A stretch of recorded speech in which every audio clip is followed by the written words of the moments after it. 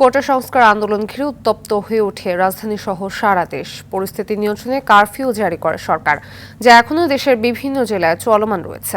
যদিও প্রতিদিনই কয়েক ঘন্টার জন্য কারফিউ শিথিল করা হচ্ছে। আজও সকাল ৮টা থেকে বিকেল ৫টা পর্যন্ত ৯ ঘন্টা ঢাকা, নারায়ণগঞ্জ, নরসিংদী ও গাজীপুরে কারফিউ শিথিল রয়েছে। গেল রাতে স্বরাষ্ট্রমন্ত্রী আসাদুজ্জামান খান কামাল জানিয়েছেন, আজ কারফিউ তুলে নেওয়ার বিষয়ে সিদ্ধান্ত আসতে পারে। এদিকে রাজধানীর পরিস্থিতি উন্নতির দিকে। রাস্তায় বেড়েছে যানবাহন চলাচল। ঢাকা থেকে বিভিন্ন রুটে দূরপাল্লার বাস চলাচল করছে। যদিও যাত্রী সংকটের কথা বলছেন চালকরা, আর যাত্রীরা বলছেন প্রয়োজনের তাগিদেই ঢাকা ছাড়ছেন তারা।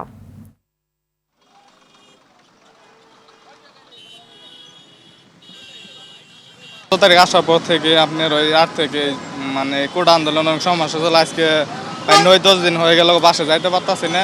তো কালকে ট্রেনে গেছিলাম, ওইখানে বন্ধ করা সব কিছু। আজকে না যা বাড়িতে আমার অনেক কলেজের যে একটু আছে, কাজ আছে, আমার যাইতে হইতেছে। সিট আছে 50টা, যাত্রী উঠছে মাত্র একটা।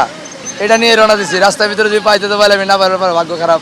আমরা মোটামুটি এখন আছি, নিরাপদে আছি, বাট মানুষজন আছে আতঙ্কে, ওরকম লোকজন বের হচ্ছে না, লোকজনের সমাগম কম আর কি।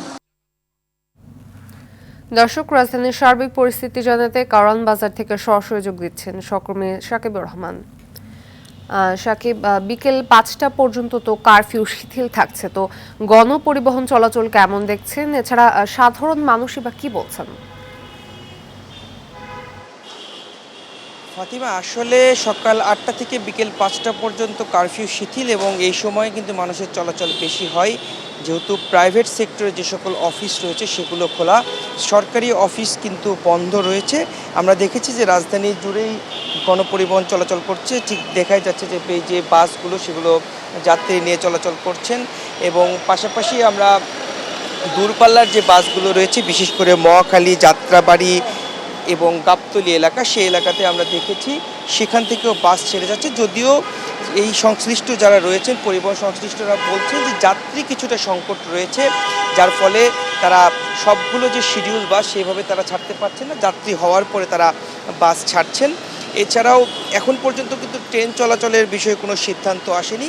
হয়তোবা সিদ্ধান্ত চলে আসলে সেখানেও যাত্রীদের চাপ বাড়বে, এবং যারা ঢাকা ছেড়ে যাচ্ছেন তারা বলছেন যে যেহেতু এই যে পরিস্থিতিটি সৃষ্টি হয়েছিল তার আগে অনেকে ঢাকা এসেছেন, পরবর্তীতে তারা এই কয়েকদিন ঢাকা ছাড়তে পারেননি, জরুরি প্রয়োজন, সেজন্যই তারা ঢাকা ছেড়ে যাচ্ছেন। এবং রাজধানী জুড়েই আমরা দেখেছি গণপরিবহন চলাচল করছে, মানুষের উপস্থিতি বাড়ছে, যাদের প্রয়োজন রয়েছে তারা বেরিয়েছেন, অফিস খোলা, দোকানপাট খোলা, সে সকল কাজের জন্যই মূলত সাধারণ মানুষরা বেরোচ্ছেন, এবং তারা চাচ্ছেন যেন এই পরিস্থিতি আরও স্বাভাবিক হয়। যত ধরনের গণপরিবহন আছে সেগুলো যেন চলাচল করে, যেহেতু এখন কম চলাচল করছে, সেগুলো আরও বেশি চলাচল করলে মানুষ স্বাচ্ছন্দ্যে চলাচল করতে পারবে। আরেকটি বিষয়, যেহেতু মেট্রো রেল বন্ধ রয়েছে, তার একটি প্রভাব কিন্তু রাজধানীর সড়কগুলোতে পড়ছে।